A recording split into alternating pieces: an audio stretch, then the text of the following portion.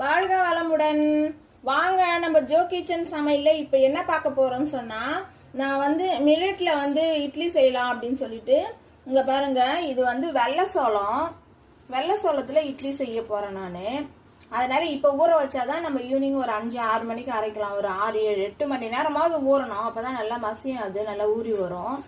இந்த மில்லட்ல வந்து நீங்க நைட்டே காலையில ஏதாவது செய்யறீங்கன்னா நைட்டே இதை ஊற வச்சுட்டு காலையில நீங்க தோசை இது கூட பைத்தம்பருப்பு கொஞ்சம் போட்டு தோல் பைத்தம்பருப்பு போட்டு நைட்டே ஊற வச்சுட்டு ஒரு அழகு இதுல ஒரு அழகு போட்டீங்கன்னா அரை அழகு பச்சரிசி அரை அழகு தோல் பைத்தம்பருப்பு போட்டு நைட்டே ஊற வச்சுட்டு காலையில எழுந்து இதை அரைச்சிட்டு நீங்க ஜீரகம் இஞ்சி பச்சை மிளகாய் போட்டு கொஞ்சம் கொத்தமல்லி தழை போட்டு மிக்சியில அரைச்சிட்டு மிக்சியில கிரைண்டர்ல அரைச்சிட்டு இது நீங்க காலையில அப்படியே ஸ்ட்ரெயிட்டாவே தோசை ஊற்றினீங்கன்னா ரொம்ப நல்லா இருக்கும்.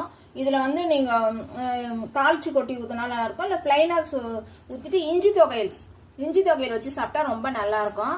இங்க பாருங்க, இது வந்து சிகப்பு சோளம். இது நாங்க மதுரையில வாங்கிட்டு வந்தோம். இங்க கிடைக்கல எங்களுக்கு இந்த சோளம்.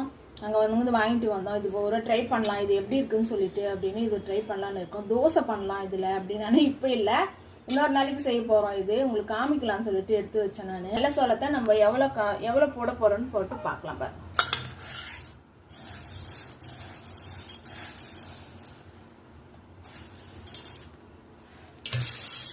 ரெண்டு போட்டிருக்கேன். 2 அழகு சோளம் போட்டிருக்கேன் இல்லைங்க, 2 அழகு சோளம் போட்டிருக்கேன். இங்க பாருங்க, அரை அழகு பச்சரிசி 3 போட்டுக்கணும். 3 அழகு இருக்கணும். 2 அழகு சோளம் 1 அழகு அரிசின்ற மாதிரி இது அரை அது அரை போட்டுக்கோங்க.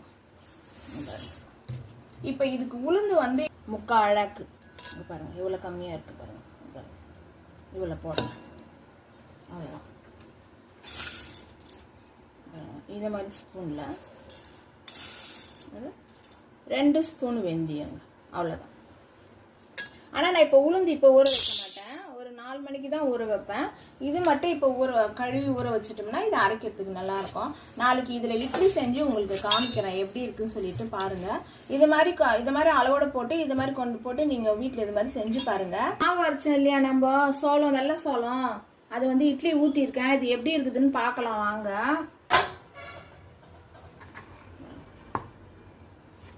நல்ல புசு புசுன்னு இருக்கு,